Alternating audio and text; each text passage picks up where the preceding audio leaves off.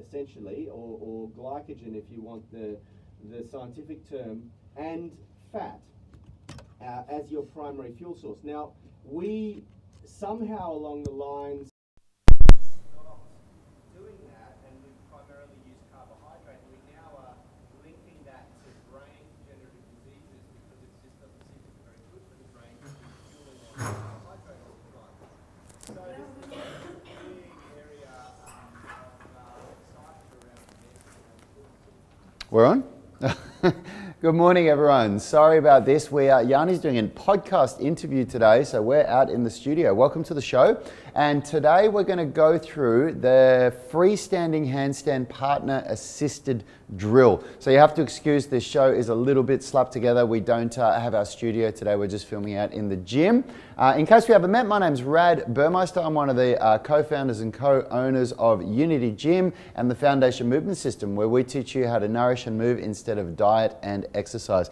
And here is Kalisha shimmying over here, getting ready for her handstands. So we're going to get straight into it today. We're not going to bore you with anything. We're just going to get into what we're teaching. And today we're doing the freestanding handstand partner drill. So this is part of our Handstand Masterclass. This is where we start teaching people how to get out away from the wall, okay?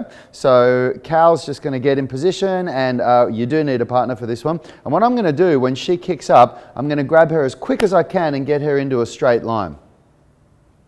Bang, so I grab her legs. Now I'm gonna cue her. So Cal, tuck your head under your body more. Push, less pike. Yeah, good, get your bump, tense. Good, less pike. Less pike, push through the shoulders, less pike more. There you go. Now push up, and legs this way. Push. Good, nice. So you can see what I'm doing, I'm really holding her there. One of the worst things that I see with people spotting handstands is that they do this kind of thing. So jump up. Yeah, good. Push more through your hands. Go the other way. More. Yeah, good. Now, like, that's just doing nothing for her because she's never able to feel that center position. So when I spot when we do this freestanding handstand partner drill, what I'm doing is trying to stop her from even moving a centimeter off the line. Now, I'll just talk for a sec so Cal can have a rest. Normally we'd, Cal, just do a handstand hang. So just go from here just so the guys can see you. Go out here so the guys can see it. I'll help you if you need to jump. Right.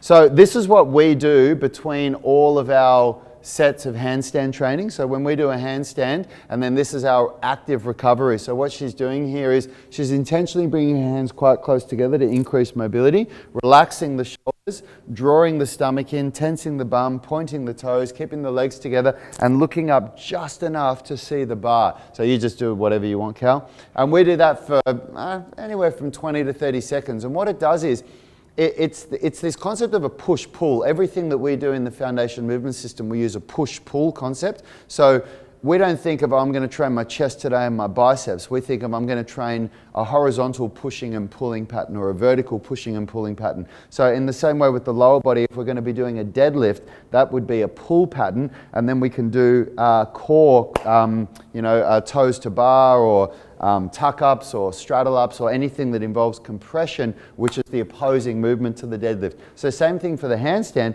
The handstand is a push because we're pushing away from the ground. So this is the pull version of the handstand, where now gravity is pulling our arms away from us. So it does a couple of things. It teaches the central nervous system what that alignment is for the handstand, and it does the opposite to the handstand, where everything is compressing here, so gravity is compressing the spine and compressing the joints. Here everything is lengthening, so we're getting decompression. So anyway, that's a really good hack for you guys to use between your sets of handstand training. So now watch when I spot Cal again now. I want you to watch how much I'm going for her. And the number one thing I want you to watch out for here is the pike. That was the thing that you were doing the most, the pike, okay?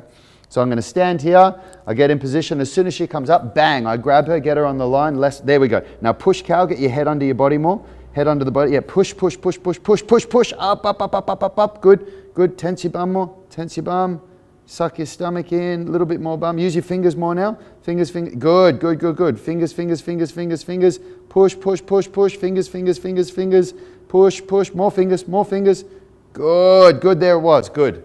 So just at the end there, she got it. So that cue that I'm giving, if you watch yesterday's show where we talk about this idea of using your hands to stop. So if Cal's going to fall backwards this way, the way that she was falling, then it's jamming her fingers in the ground that help pull her back. And if she's falling this way, it's jamming her palms in the ground that help her. So if you look at my hands, come close again, Richie, so they can see what I'm doing here. If you look at my hands here, fingers, palms, like this, fingers, palms. That's what you're doing in your handstand constantly to stop yourself from falling. So because I train with Cal and she knows what I'm talking about, I don't have to be saying to her, push more with your fingers. She knows what I mean when I say fingers. And what I'm trying to do is get her to squeeze with her fingers more, to bring the weight back to get it more aligned. Now, there's a way that you can do this without a partner. If you just come over here, Richie, you have to excuse our renovations. We're getting another office built here. We're getting, Yanni and I are getting another office because we're getting another team member in the editing studio.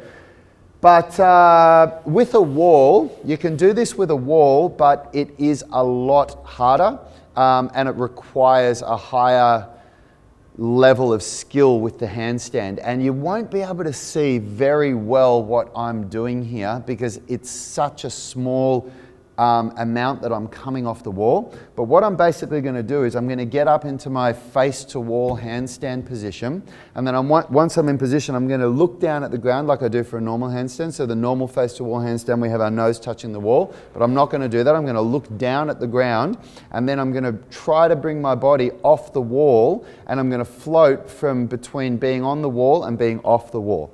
Okay? So I get into this is my face to wall handstand position, that's where I'd be. But now what I'm going to do is start floating off the wall. And if you get side onto me, Richie, so you'll be able to see my body is off the wall. And then every now and then, if I stuff up, my feet come back and touch the wall. So you can see, that's a way that you can do this exercise by yourself. It does require a much higher level of strength and skill and flexibility and understanding of the handstand. But that's, in essence, that's it. Is there anything else you'd want to say, Cal, even though you don't have a microphone today? No? Look, sorry guys, sorry about that we didn't have the studio today and we couldn't do a proper show, but Yanni's being interviewed for a podcast. He's talking about intermittent fasting because we're actually in the process right now of releasing our intermittent fasting program. This is going to be the most comprehensive way to teach you guys how to get intermittent fasting out of anything that we've seen on the internet. What we've seen about people with other people's intermittent fasting programs is they just tell you how you do this 16-8, which isn't actually intermittent fasting, that's called time-delayed eating. But they just show, you don't eat for 16 hours, you eat for 8 hours. These are the kinds of foods you get into and these are the foods you avoid. But what we're doing with our program is teaching a deload phase to get people to deload off carbohydrate slowly, and then to start with a 12-12 window where you do 12 hours of no eating and then 12 hours of eating, or not 12 hours of eating, but a 12-hour window where you can eat. And then we gradually increase that from a 12-12 to a 14-10 and eventually to a 16-8 and then eventually to intermittent fasting, which is a full 24-hour period. Yanni has been working his butt off for that. The way that Yanni writes these programs, he puts so much effort into it, and that's going to be coming out soon, so hopefully it'll be available maybe in a month's time or something like that, so keep your eyes out for it. But yeah, that's why we're not in there now, because Yanni's getting interviewed about intermittent fasting for a podcast in America. Anyway, that's it for today, guys. We will see you next week. We've got some really cool stuff. Had a great question next week that we're going to talk about, which is how to deal with a lumbar an anterior pelvic tilt. So people who have excessive anterior pelvic tilt and their lower back suffers a lot and their posture's like this. That's something that I'm very good at dealing with because that's something that I've had myself and I've suffered with a lot. So that's going to be one of the shows that we're doing next week, and Yanni's got a bunch of other really cool stuff that we're going to be talking about. Until then, have a great weekend, and we will see, well, weekend in Australia, you guys are on Thursday everywhere else in the world, but have a great weekend and we'll see you soon. We are the gym that teaches people how to move instead of just exercise, because we believe that health is about performance, not just body image.